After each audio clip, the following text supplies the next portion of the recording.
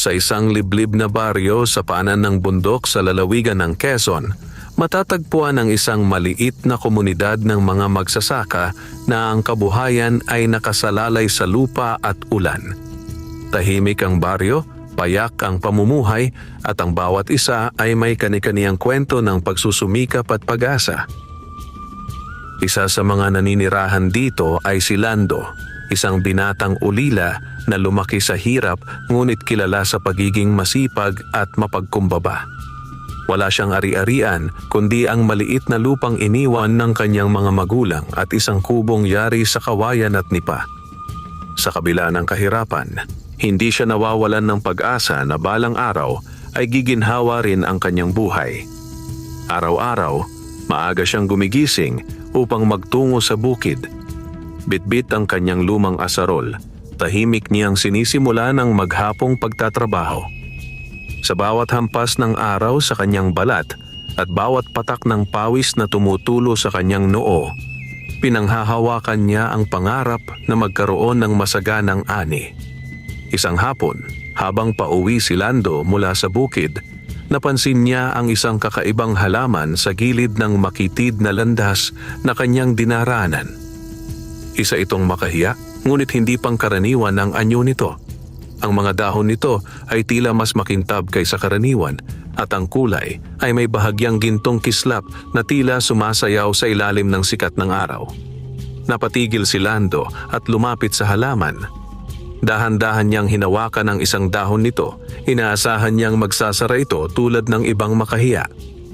Ngunit sa halip na tuluyang magsara, bahagya lamang itong yumuko at muling bumuka, tila ba may sariling kalooban. Nagtaka si Lando. Hindi pa siya nakakita ng ganitong uri ng makahiya. Sa kanyang murang isipan, tila may kakaibang hiwaga ang halaman. Ilang sandali siyang nanatili roon, pinagmamasdan ng halaman. Napansin niyang tila lumiliwanag ito habang palubog ang araw na para bang sumisipsip ito ng liwanag at naglalabas ng banayad na sinag. Sa kabila ng kanyang pagod, nakaramdam siya ng kakaibang kapanatagan sa presensya nito. Sa hindi maipaliwanag na dahilan, nagpasya si Lando na hukayin ang halaman at dalhin ito sa kanyang tahanan. Maingat niyang inalis ang lupa sa paligid ng ugat nito at inilagay sa isang lumang paso na kanyang natagpuan sa likod ng kubo. Pagdating sa kanyang bahay, inilagay niya ang mahiwagang makahiya sa tabi ng bintana kung saan tinatamaan ito ng sikat ng araw sa umaga at malamig na simoy ng hangin sa gabi. Lumipas ang mga araw at napansin ni Lando ang kakaibang pagbabago sa kanyang paligid. Ang kanyang maliit na taniman ng gulay ay tila naging mas masigla. Ang mga tanim na dati hirap tumubo ay ngayon ay malulusog at mabilis lumaki. Ang lupa na dati tuyot ay tila naging mas mataba at mayabong. Hindi lamang iyon ang napansin niya. Tuwing gabi, habang siya ay nagpapahinga sa kanyang kubo, tila may naririnig siyang banayad na bulong mula sa kinaroroonan ng makahiya. Hindi ito nakakatakot, bagkus ay nakapapawi ng pagod, tila ba may nagbabantay sa kanya. Isang gabi, habang tahimik siyang nakahiga, malinaw niyang narinig ang isang tinig. "Alagaan mo ako at aalagaan kita." Napabangon si Lando at napatingin sa makahiya. Bahagyang kumikislap ang mga dahon nito sa dilim, tila babuhay at may sariling diwa. Sa halip na matakot, nakaramdam siya ng kakaibang tiwala. Lumapit siya sa halaman at marahang nagsalita. "Aalagaan kita. Hindi kita pababayaan." Mula noon, mas lalo niyang inalagaan ang mahiwagang makahiya. Tinidiligan niya ito araw-araw. Nililinis ang paligid nito at kinakausap pa na parang isang kaibigan.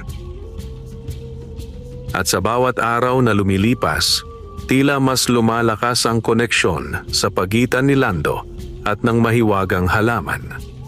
Ngunit hindi niya alam na ang simpleng pagtuklas na iyon ay simula pa lamang ng isang masalimuot na pangyayari. Isang hiwagang magbabago hindi lamang sa kanyang buhay, kundi pati na rin sa buong baryo. Sa lilim ng mahiwagang makahiya, unti-unting magbubukas ang mga lihim ng kalikasan, ng kapalaran, at ng mga puwersang hindi nakikita ng karaniwang mata.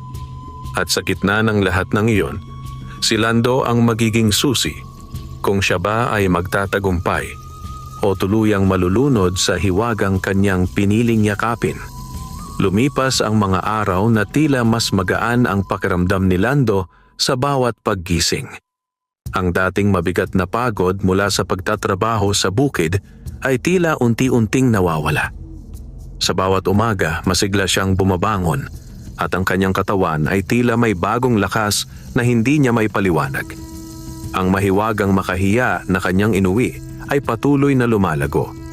Hindi ito tulad ng karaniwang halaman na dahan-dahan ang pagusbong. Sa halip, tila may sariling ritmo ang paglaki nito. Isang ritmo na hindi saklaw ng normal na takbo ng kalikasan. Ang mga dahon nito ay mas nagiging makintab at ang bahagyang gintong kislap ay mas nagiging malinaw sa tuwing tinatamaan ito ng liwanag. Napansin din ni Lando na hindi na ito basta-basta nagsasara kapag hinahawakan. Sa halip, tila ito'y tumutugon sa kanyang haplos. Marahang gumagalaw, parang kinikilala siya. Isang umaga, habang dinidiligan niya ang halaman, bigla niyang napansin ang kakaibang pangyayari. Ang mga patak ng tubig na tumatama sa mga dahon ng makahiya ay hindi basta-bastang dumudulas pababa. Sa halip, tila hinihigop ito ng halaman at kasabay nito ay naglalabas ito ng mas malinaw na liwanag. Napaatras si Lando, hindi dahil sa takot, kundi dahil sa pagkamangha. Hindi niya maunawaan ang kanyang nasasaksihan. Sa parehong araw, nagpasya siyang subukan kung may kakaibang epekto ang halaman sa kanyang paligid. Kumuha siya ng ilang tuyong dahon at inilagay ito malapit sa paso ng makahiya. Ilang sandali lamang ang lumipas, napansin niyang ang mga tuyong dahon ay tila unti-unting nagiging sariwa, parang binabalik sa buhay. Hindi makapaniwala si Lando sa kanyang nakita. Sa kanyang isipan, nagsimulang mabuo ang isang ideya. Ang halaman ay hindi lamang basta kakaiba. Ito ay may kapangyarihang magbigay buhay. Ngunit kasabay ng pagkamangha ay ang pag-usbong ng pag-aalala.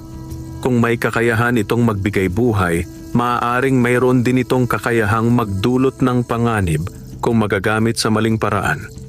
Kinagabihan, muli niyang narinig ang tinig. Hindi lahat ng biyaya ay dapat ipakita sa lahat. Napalingon si Lando sa makahiya. Mas maliwanag ang kislap nito ngayon at tila mas malinaw ang presensya ng kung anuman ang nananahan dito. Ano ka ba talaga? Mahinang tanong niya.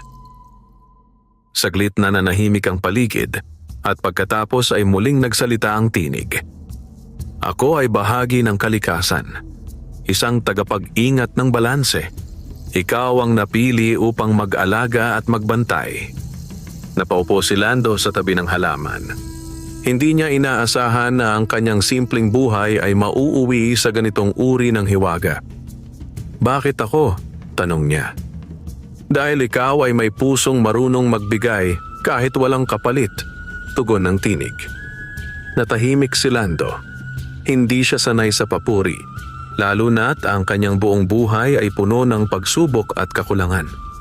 Sa mga sumunod na araw, sinikap niyang itago ang lihim ng mahiwagang makahiya. Hindi niya ito ipinakita sa kanyang mga kapitbahay.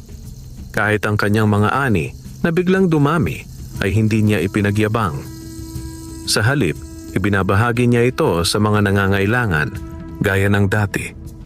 Ngunit sa isang maliit na baryo, ang mga pagbabago ay hindi madaling maitago. Napansin ng ilan na ang lupain ni Lando ay tila mas pinagpala kaysa sa iba. Ang kanyang mga pananim ay laging sariwa at masagana, samantalang ang iba ay patuloy na nakakaranas ng kakulangan. Isa sa mga unang nakapansin ay si Mang Sidor, isang matandang magsasaka na kilala sa pagiging mausisa at mapagmatsyag. Isang hapon, habang dumaraan siya malapit sa bahay ni Lando, napansin niya ang kakaibang liwanag na nagmumula sa loob ng kubo. Napahinto siya at tahimik na sumilip sa siwang ng dingding. At doon niya nakita ang mahiwagang makahiya. Ang kanyang mga mata ay nanlaki at ang kanyang isipan ay agad na puno ng pagnanasa. Hindi niya lubos na nauunawaan ang kanyang nakita, ngunit ramdam niya ang halaga nito. Sa kanyang puso, unti-unting nabuo ang isang lihim na hangarin, angkinin ang kapangyarihan ng mahiwagang halaman. Samantala, si Lando ay walang kamalay-malay sa matang nakamasid sa kanya. Sa kanyang isip, ang pinakamahalaga ay mapanatili ang balanse at mapangalagaan ang biyayang kanyang natanggap. Ngunit sa bawat biyayang dumarating, may kaakibat na pagsubok. At sa paglapit ng mga araw, unti-unting lalabas ang mga taong handang gawin ang lahat upang makuha ang kapangyarihan ng mahiwagang makahiya. Ang tahimik na buhay ni Lando ay magsisimulang magbago at ang lihim na kanyang pinangangalagaan ay malalagay sa panganib. Hindi nagtagal, ang katahimikan sa baryo ay nagsimulang mapalitan ng mga bulong-bulungan. Ang dating simpleng ani ni Lando ay naging paksa ng usapan sa bawat sulok. Sa tindahan ni Aling Nena, sa poso kung saan nagiigib ang mga babae, at maging sa lilim ng punong mangga kung saan nagkakatipon ang matatanda. Bakit kaya laging masagana ang ani ni Lando? Tanong ng ilan. May sikreto yan, sagot ng iba. May halong paghihinala. Sa gitna ng mga usap-usapan, tahimik lamang si Lando. Patuloy siyang nagtatrabaho, patuloy na namamahagi ng ani sa mga nangangailangan, at patuloy na inaalagaan ang mahiwagang makahiya na tila naging sentro ng kanyang buhay. Ngunit hindi niya napapansin na sa bawat araw na lumilipas, mas dumarami ang mga matang nagmamasid sa kanya. Si Mang Sidor ay hindi na mapakali mula nang masilayan niya ang kakaibang halaman sa loob ng kubo ni Lando. Hindi niya maalis sa isip ang gintong kislap nito at ang kakaibang pakiramdam na kanyang naramdaman nang makita iyon. Sa kanyang puso, ang pagkamangha ay unti-unting napalitan ng pagnanasa.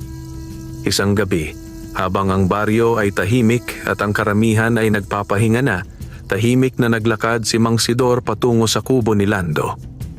Maingat ang kanyang mga hakbang, sinisigurong walang makapapansin sa kanyang ginagawa. Sa loob ng kubo, si Lando ay mahimbing nang natutulog. Sa tabi ng bintana, ang mahiwagang makahiya ay bahagyang kumikislap, tila gising sa gitna ng dilim. Dahan-dahang itinulak ni Mang Sidor ang pinto. Bahagya itong umingit, ngunit hindi sapat upang magising si Lando. Pumasok siya sa loob, ang kanyang mga mata ay agad hinanap ang halaman. At nang makita niya ito, tila napako siya sa kanyang kinatatayuan. Mas maliwanag ang makahiya kaysa sa kanyang inaasahan. Ang gintong kislap nito ay tila mas buhay, at ang hangin sa paligid nito ay may kakaibang lamig na nagbibigay ng kakaibang pakiramdam sa kanyang balat. Lumapit si Mang Sidor. Ang kanyang kamay ay bahagyang nanginginig. Akin ka na ngayon, mahina niyang bulong.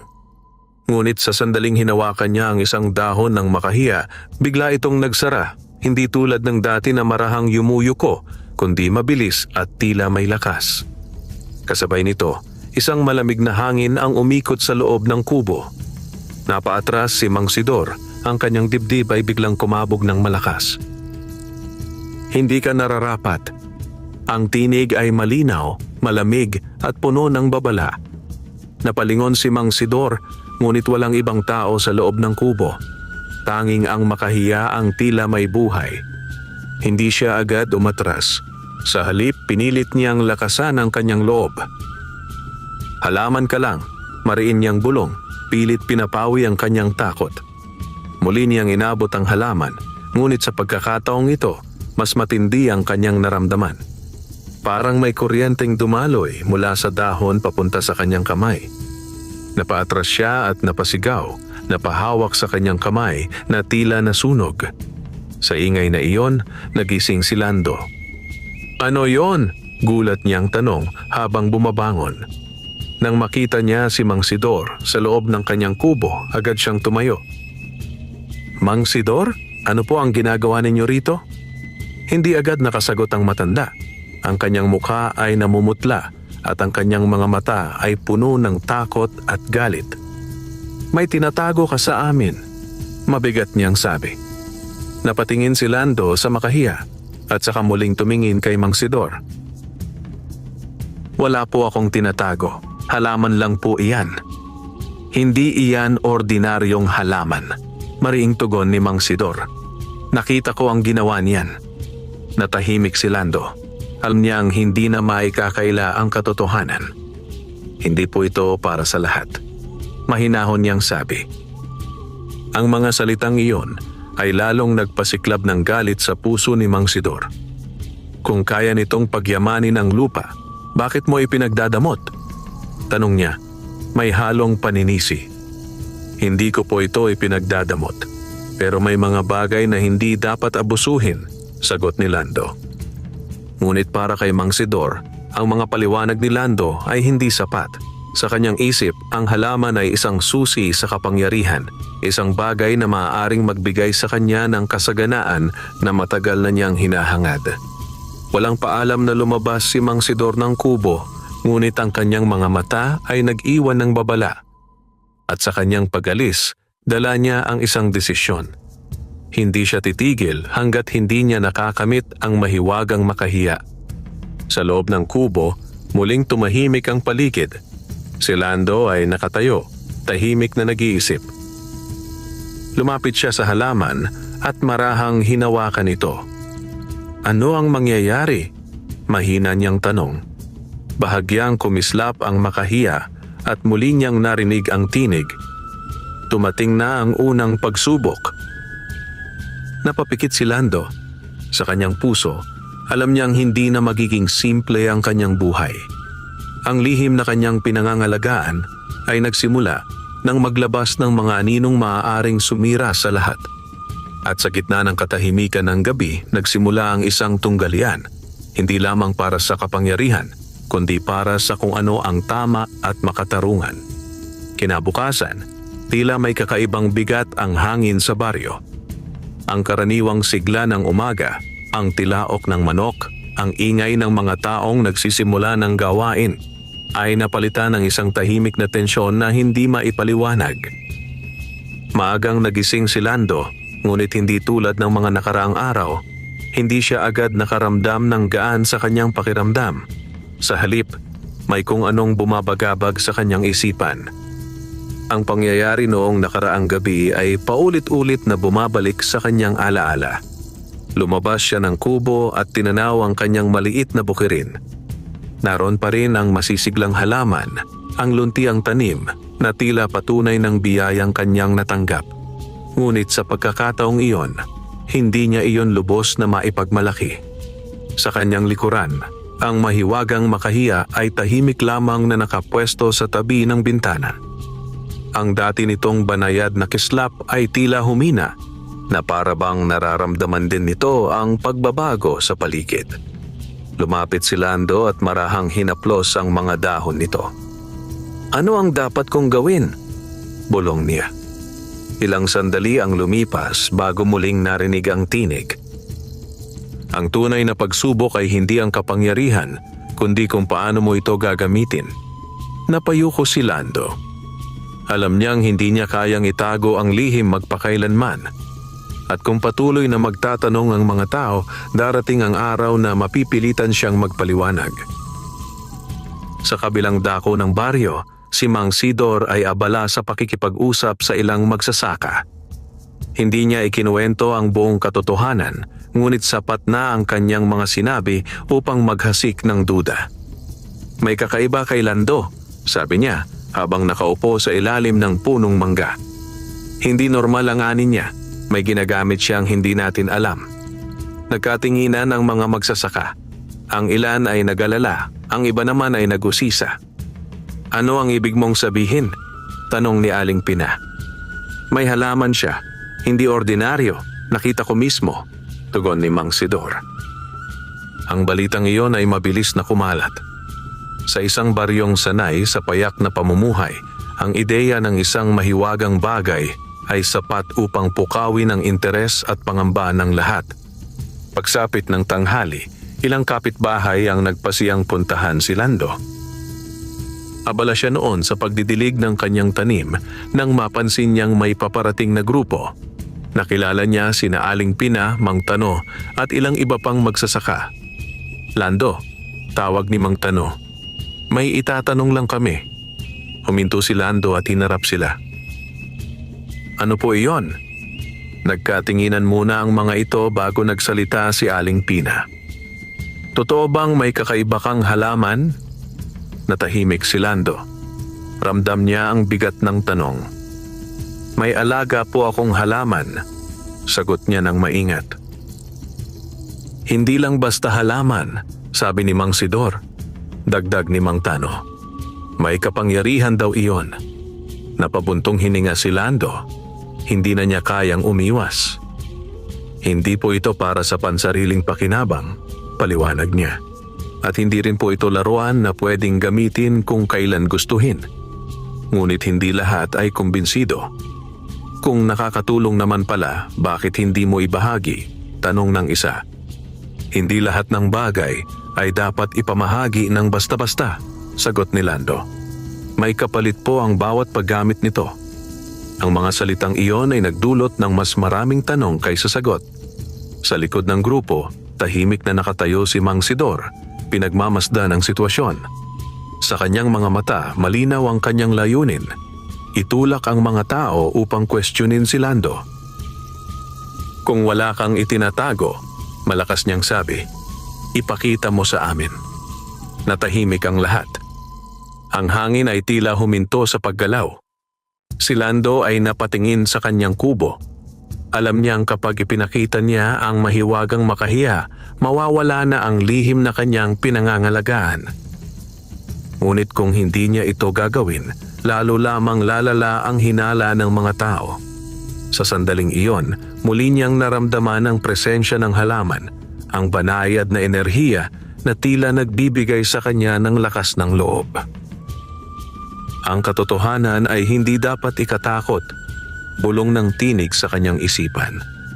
Huminga ng malalim si Lando at muling hinarap ang mga tao. "Sige po," sabi niya, "ipapakita ko." Dahan-dahan siyang naglakad papasok sa kanyang kubo, kasunod ang mga tao. Pagpasok nila, agad nilang napansin ang mahiwagang makahiya. Napanganga ang ilan, ang iba ay napaatras sa gulat. Ang halaman ay kumikislap, mas maliwanag kaysa dati na para bang alam nitong ito ang sandaling matagal nang darating. "Ito po iyon," sabi ni Lando. Tahimik ang lahat, pinagmamasdan ng kakaibang anyo ng halaman. "Subukan ninyo," dagdag niya. Lumapit si Aling Pina at marahang hinawakan ang isang dahon. Bahagya itong yumuko, ngunit hindi tuluyang nagsara. "Parang buhay," bulong niya. Ngunit nang si Mang Sidor ang lumapit, muling nagbago ang reaksyon ng halaman. Mabilis itong nagsara at ang kislap nito ay naging mas matindi. Napatras si Mang Sidor, ang kanyang mukha ay puno ng galit at hiya. Sa sandaling iyon, naunawaan ng ilan na ang halaman ay hindi basta-basta. May sarili itong pamantayan. At si Lando, sa gitna ng mga taong nagdududa at nagmamasid, ay napagtanto ang lalim ng kanyang responsibilidad. Ang unang pagsubok ay hindi lamang ang pagprotekta sa mahiwagang makahiya, kundi ang pagpapanatili ng tiwala ng mga taong nakapaligid sa kanya. At sa mga susunod na araw, ang pagsubok na iyon ay lalo pang titindi. Matapos ang pagpapakita ni Lando ng mahiwagang makahiya, hindi na muling naging tahimik ang baryo. Ang dating payapang pamumuhay ay napalitan ng mga usap-usapan, paghihinala at pagnanais na maunawaan ang hiwagang nakita ng marami. Sa mga sumunod na araw, dumami ang mga taong dumadalaw sa kanyang kubo. May ilan na tahimik lamang na humahanga. May iba na nagtatangkang humingi ng tulong. At mayroon ding lantaran ang pagnanasa na makuha ang kapangyarihan ng halaman. Si Lando ay nanatiling mahinahon. Patuloy niyang inaalagaan ang makahiya at sinisikap na gamitin ang biyayang dulot nito sa tamang paraan. Ngunit ramdam niyang unti-unting nababago ang tingin ng mga tao sa kanya. Hindi na lamang bilang isang simpleng magsasaka, kundi bilang isang taong may hawak na kapangyarihan. Isang umaga, habang abala siya sa pag-aayos ng kanyang taniman, may dumating na isang babae na may dalang batang payat at tila nanghihina. "Lando," pakiusap ng babae. "Narinig ko ang tungkol sa halaman mo. Ang anak ko'y may sakit. Ilang linggo na siyang hindi gumagaling." Napatingin si Lando sa bata. Halata ang kahinaan nito. Maputla ang balat at halos walang lakas na makatayo. Hindi agad sumagot si Lando. Sa kanyang isip, naroon ang babala ng mahiwagang makahiya na hindi lahat ng biyaya ay dapat gamitin ng basta-basta.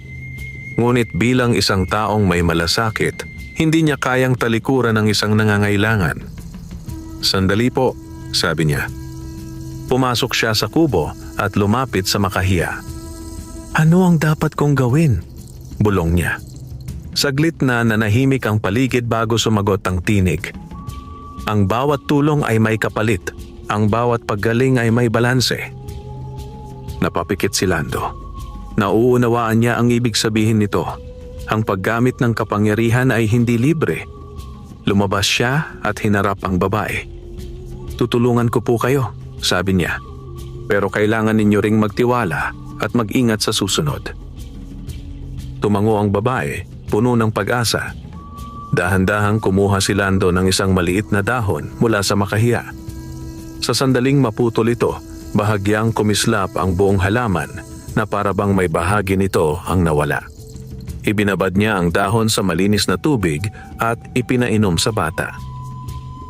Ilang sandali ang lumipas at unti-unting nagbago ang itsura ng bata. Ang maputla nitong mukha ay nagkaroon ng kulay at ang kanyang mga mata ay unti-unting nagliwanag. Napaiyak ang ina sa tuwa. "Salamat, Lando. Salamat," paulit-ulit niyang sabi. Ngunit habang nangyayari iyon, si Lando ay napahawak sa kanyang dibdib. Bigla niyang naramdaman ang kakaibang panghihina na parabang may kinuha mula sa kanya. Naupo siya, pilit pinipigil ang hilo. "Ayos ka lang ba?" tanong ng isa sa mga nakasaksi. "Okay lang," mahinang sagot niya kahit ramdam niya ang kakaibang epekto. Pag-alis ng mag-ina, bumalik siya sa loob ng kubo at agad na lumapit sa makahiya. Napansin niyang bahagyang kumupas ang kislap nito. "Ito ba ang kapalit?" tanong niya. "Ang balanse ay hindi maaaring baliin," tugon ng tinig.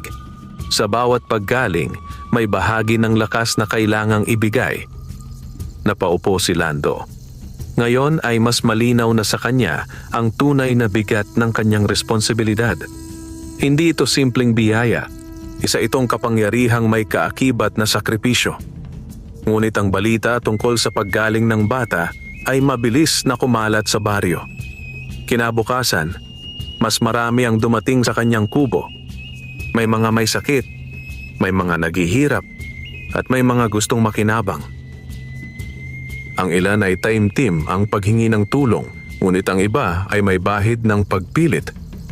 "Kung kaya mong magpagaling, bakit hindi mo kami tulungan lahat?" tanong ng isa. "Hindi mo ba nakikita na kailangan ka ng baryo?" dagdag ng iba. Unti-unting napuno ng presyon si Lando. Sa gilid ng grupo, nakatayo si Mang Sidor, tahimik ngunit mapagmasid. Sa kanyang mga mata, ang nangyayari ay isang oportunidad.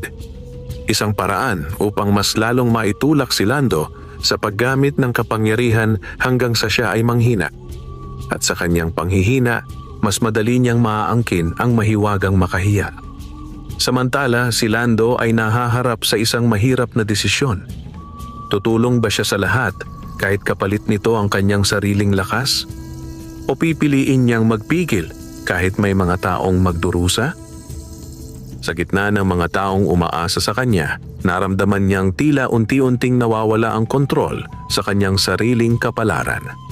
At ang mahiwagang makahiya, tahimik lamang na nagmamasid, handa, ngunit may hinihintay na tamang balanse. Sa mga sumunod na araw, ang kubo ni Lando ay hindi na nawalan ng bisita. Mula umaga hanggang dapit hapon, may dumarating, mga may sakit, mga nagdurusa, at mga taong umaasang mababago ang kanilang kapalaran. Ang dating tahimik na buhay ni Lando ay napalitan ng walang tigil na paghingi ng tulong. Sa simula, sinikap niyang tugunan ang lahat ng lumalapit sa kanya. Sa bawat dahon ng mahiwagang makahiya na kanyang pinuputol, may isang gumagaling, may isang nabibigyan ng panibagong pag-asa. Ngunit kasabay nito, unti-unti ring nauubos ang kanyang lakas. Ang kanyang katawan ay nagsimulang manghina. Ang dating sigla sa kanyang mga mata ay napalitan ng pagod. Ang kanyang mga kamay ay nanginginig at ang kanyang paghinga ay bumibigat sa bawat araw. Isang umaga, habang sinusubukan niyang tumayo mula sa kanyang higaan, halos hindi niya magawa ito. Napaupo siya, hinihingal. Hindi niya inaasahan na ganoon kabilis ang epekto ng kanyang ginagawa. Lumapit siya sa makahiya na ngayon ay kapansin-pansing nagbago. Ang dati nitong maliwanag na kislap ay bahagyang kumupas at ang mga dahon nito ay tila mas madalang na gumalaw. Ano ang nangyayari sa atin? Mahinang tanong ni Lando. Muling nagsalita ang tinig. Ngunit sa pagkakataong ito ay tila mas mahina kaysa dati. Ang lakas na ibinibigay mo ay hindi nawawala. Ito ay naililipat. Pero bakit ako ang nanghihina?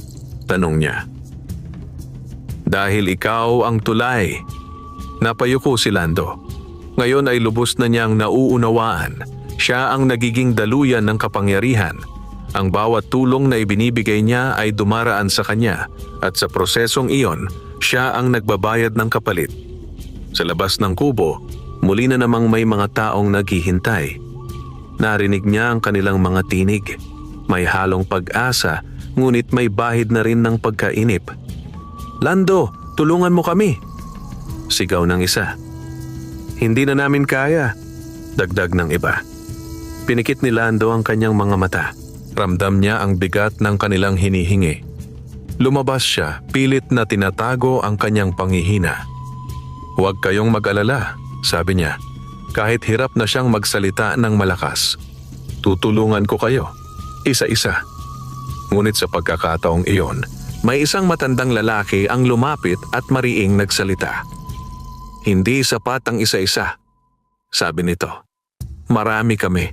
Kung may kapangyarihan ka, gamitin mo ito ng buo. Nagkatinginan ng mga tao. Ang ilan ay sumang-ayon. Unti-unting nagbago ang kanilang tono. Mula sa pakiusap, naging paniningil. Hindi ba't tungkulin mong tumulong? Tanong ng isa. Kung ikaw ang napili, dapat mo kaming paglingkuran, dagdag ng iba. Ang mga salitang iyon ay tumimo sa puso ni Lando. Hindi niya inaasahan na ang kabutihang kanyang ginagawa ay mauuwi sa ganitong sitwasyon. Sa gilid ng grupo, naroon si Mang Sidor, tahimik na nakamasid. Sa kanyang mukha ay may bahagyang ngiti. Isang ngiting alam niyang unti-unting napapalibutan si Lando ng presyur.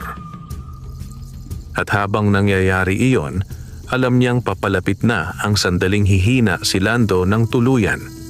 Sa loob ng kubo, ang mahiwagang makahiya ay tila kumikislap ng mas mahina na para bang nararamdaman nito ang pagkapagod ng kanyang tagapag-alaga.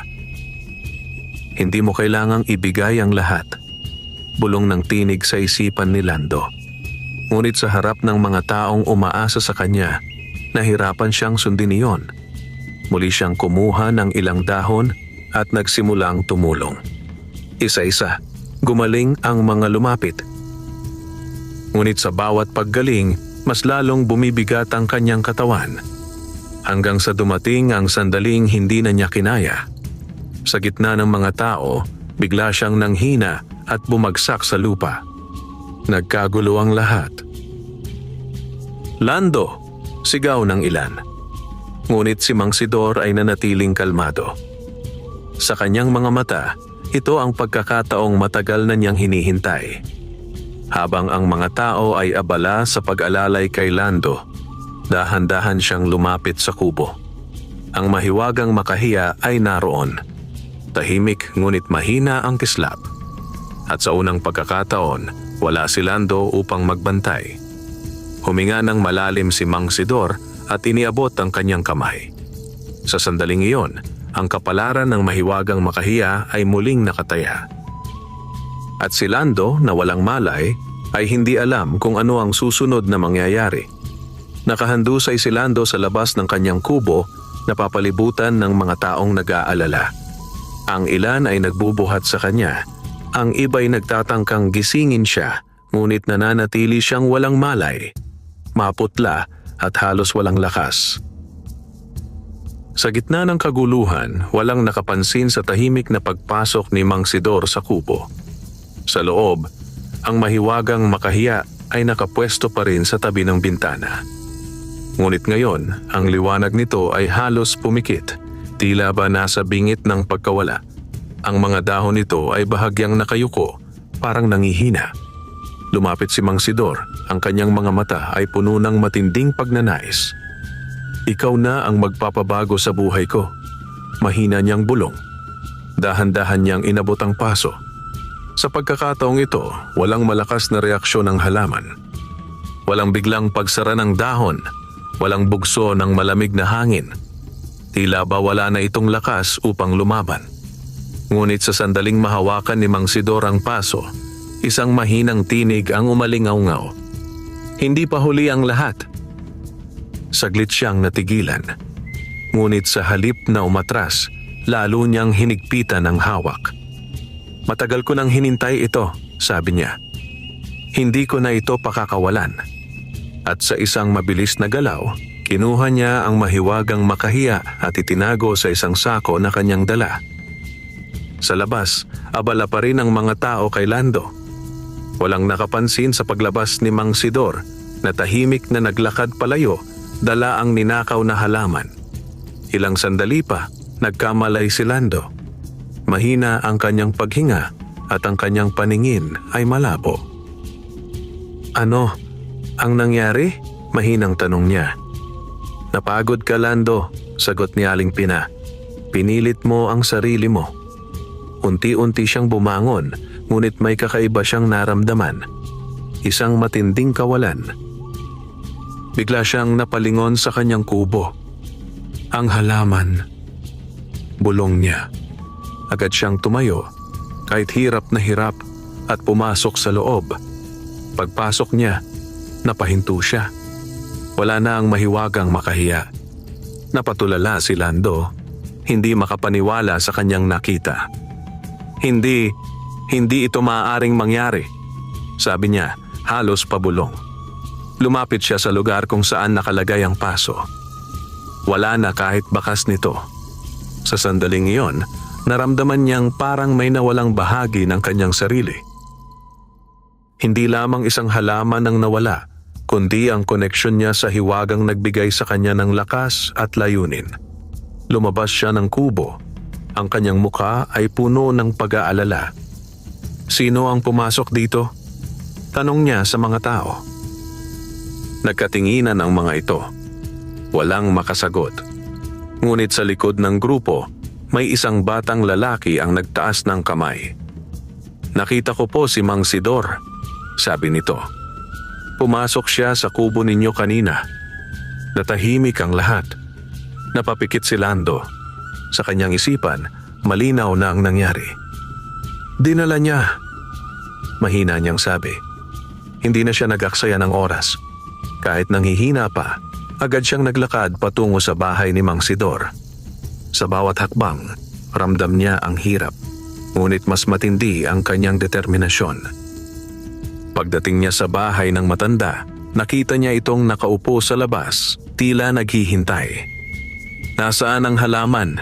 Diretsong tanong ni Lando. Ngumiti si Mang Sidor, isang ngiting may halong tagumpay. Nasa tamang kamay na, sagot niya. Hindi mo naiintindihan ang kinuha mo, sabi ni Lando. Hindi iyon simpleng bagay. Mas lalo kong naiintindihan, tugon ni Mang Sidor. Iyan ang sagot sa kahirapan. Iyan ang kapangyarihang matagal ko nang hinahanap. Umiling si Lando. Hindi iyon para sa ganong layunin. May kapalit ang bawat paggamit niyan.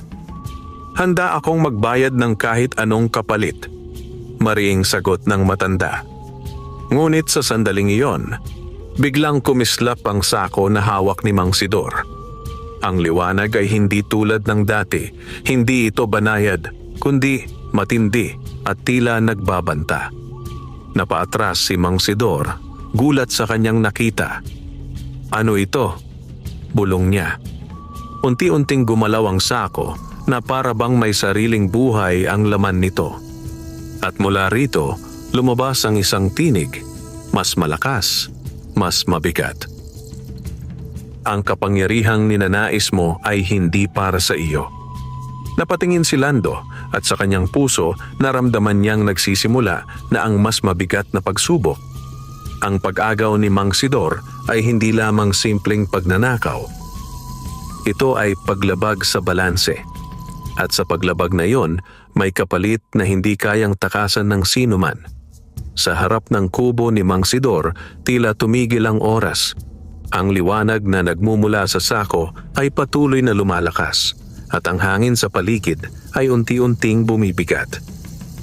Ang mga taong naroroon ay napaatras, hindi may paliwanag ang kaba na kanilang nararamdaman. Ang dating simpleng baryo ay tila nabalot ng isang presensyang hindi pangkaraniwan. Si Mang Sidor, na kanina lamang ay puno ng kumpiyansa, ay nagsimulang manginig. Ano ito? Tanong niya. Ang kanyang tinig ay may bahid ng takot. Ang sako ay muling gumalaw. Unti-unting lumabas ang mahiwagang makahiya, ngunit hindi na ito ang dating halaman na may banayad na kislap. Ang mga dahon nito ay bahagyang nangingitim sa gilid at ang liwanag nito ay tila nag-aalab, hindi na nagbibigay ginhawa kundi nagbabadya ng panganib. Binaluktot mo ang layunin, muling umalingaw-ngaw ang tinig. Napatras si Mang Sidor, napaupo sa lupa. Gusto ko lang umunlad, mahinang depensa niya. Ngunit ang halaman ay tila hindi nakikinig. Sa bawat segundo, ang liwanag nito ay lalong tumitindi. Ang lupa sa paligid ay bahagyang nanginginig at ang mga tuyong damo ay tila kumikilos na parang hinihigop ng isang hindi nakikitang puwersa. Si Lando ay nakatayo, kahit nanghihina, pilit inuunawa ang nangyayari. Hindi ito galit, sabi niya, bagaman hindi sigurado. Ito ay pagpapanumbalik ng balanse. Napatingin si Mang Sidor sa kanya. Pigilan mo ito, sigaw niya. Iyon naman ito. Umiling si Lando. Hindi ito akin. Tagapag-alaga lang ako. Sa sandaling iyon, biglang kumalat ang liwanag mula sa makahiya. Parang alon na tumama sa lupa, umabot ito sa mga pananim sa paligid. At sa isang iglap, ang mga halaman sa bakuran ni Mang Sidor ay nagsimulang matuyo.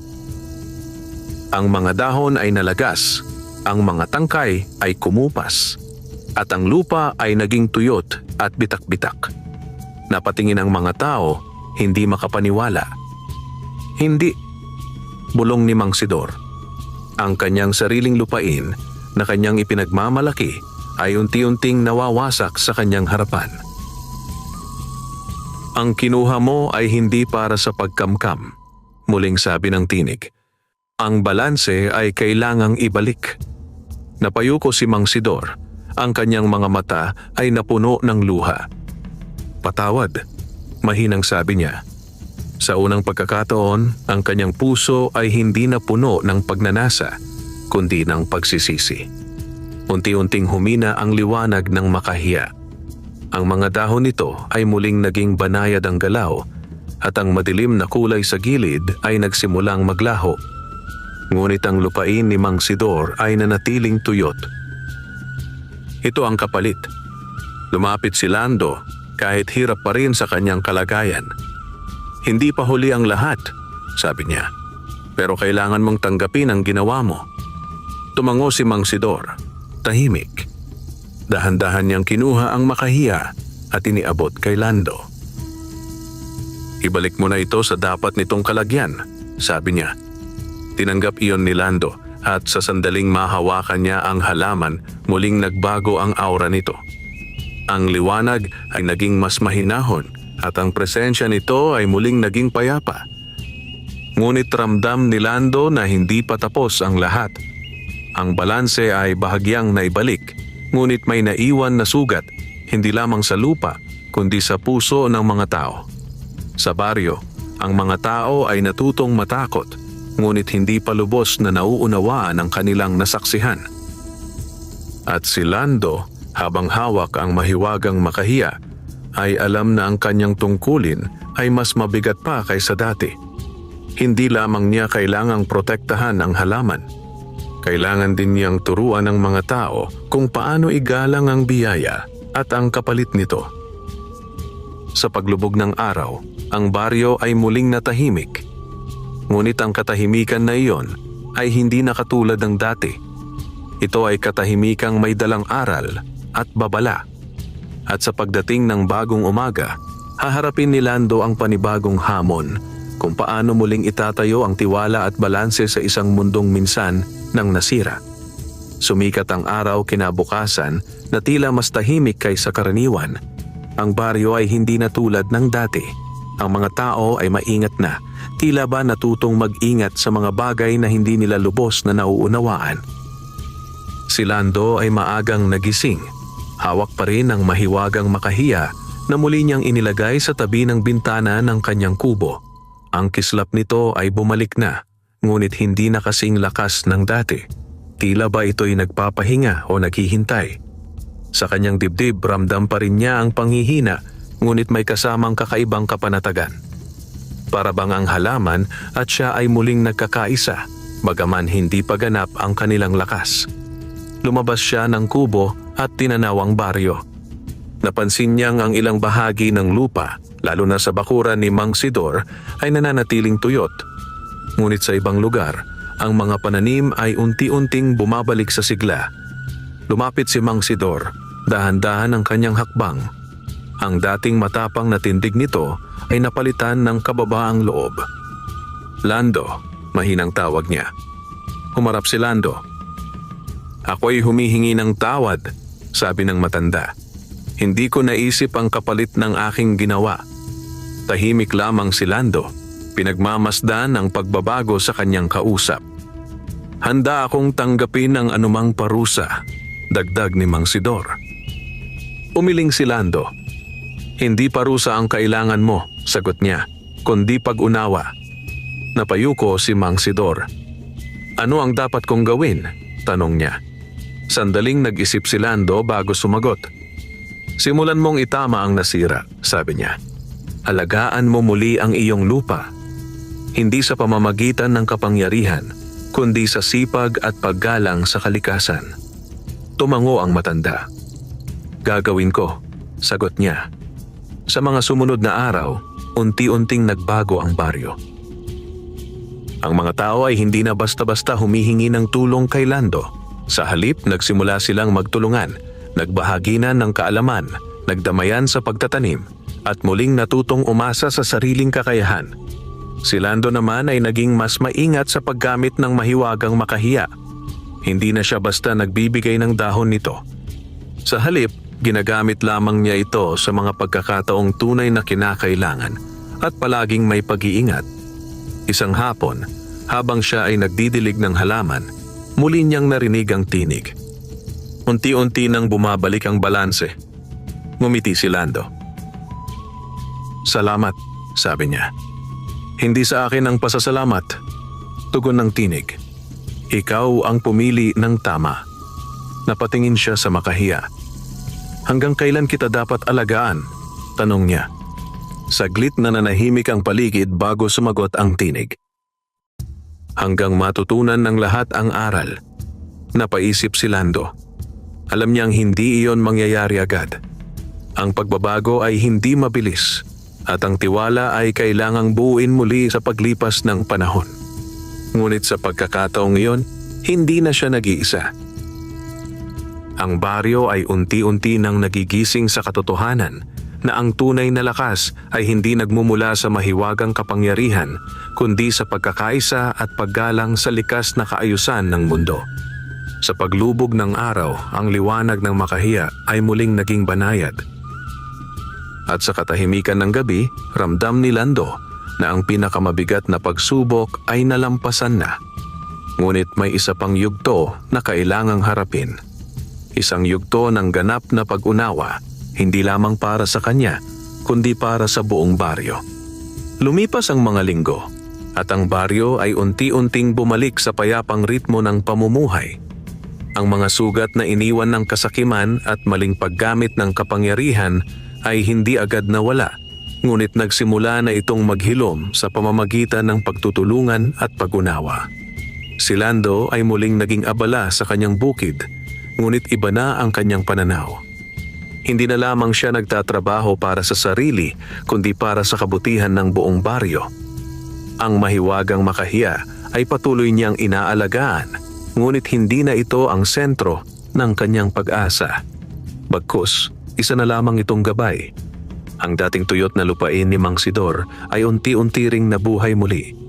Sa tulong ng kanyang sariling pagsisikap at ng mga kapitbahay na kanyang minsang kinagalitan, natuto siyang magpakumbaba at magtiwala sa natural na proseso ng kalikasan. Isang umaga, habang ang hamog ay nakahimlay pa sa mga dahon ng mga tanim, napansin ni Lando ang kakaibang pagbabago sa Makahiya. Ang mga dahon nito ay mas tahimik kaysa dati. Ang gintong kislap ay naroon pa rin, ngunit tila mas malalim, hindi na naglalabas ng liwanag, kundi parang unti-unting bumabalik sa pinagmulan nito. Lumapit siya at marang hinawakan ang halaman. "Ano ang nangyayari?" tanong niya. Sa huling pagkakataon, narinig niya ang tinig. "Natutunan na ninyo ang aral." Napahinto si Lando. "Ibig mong sabihin, aalis ka na?" Mahinang tanong niya. "Ang aking layunin ay hindi manatili, kundi magturo," tugon ng tinig. "Ang balanse ay nasa inyong mga kamay na ngayon." Unti-unting kumislap ang Makahiya, isang liwanag na mas maliwanag kaysa sa lahat ng nakita ni Lando noon. At sa harap ng kanyang mga mata, ang halaman ay nagsimulang magbago. Ang mga dahon nito ay unti-unting naglaho, parang tinatangay ng hangin. Ang tangkay ay naging liwanag, at ang liwanag na iyon ay dahan-dahang kumalat sa paligid, pumaloob sa lupa, sa hangin, at sa bawat sulok ng baryo. Hindi ito nakakatakot. Sa halip, ito'y nagbigay ng kakaibang kapanatagan. Sa loob ng ilang sandali, nawala ang mahiwagang Makahiya. Naiwan si Lando, nakatayo sa tabi ng bintana, hawak ang walang laman na paso.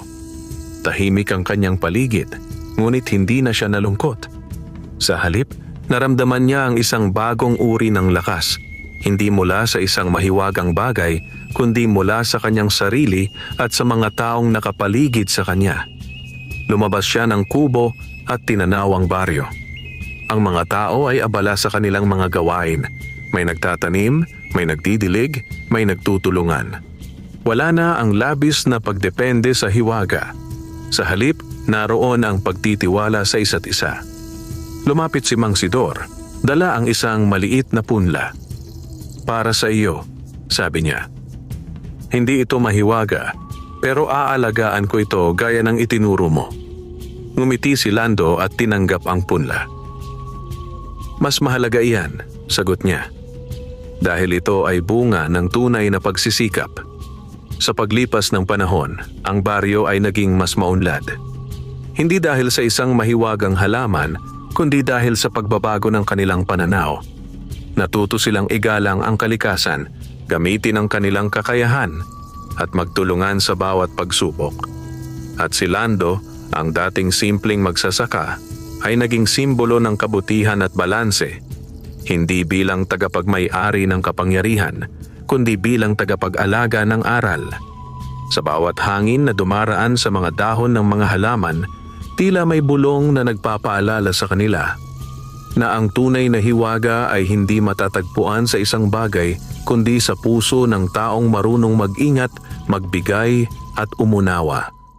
At sa tahimik na baryo sa paanan ng bundok, ang kwento ng mahiwagang Makahiya ay naging isang alamat, isang paalala na ang kalikasan ay may sariling balanse at ang tao ay bahagi lamang nito.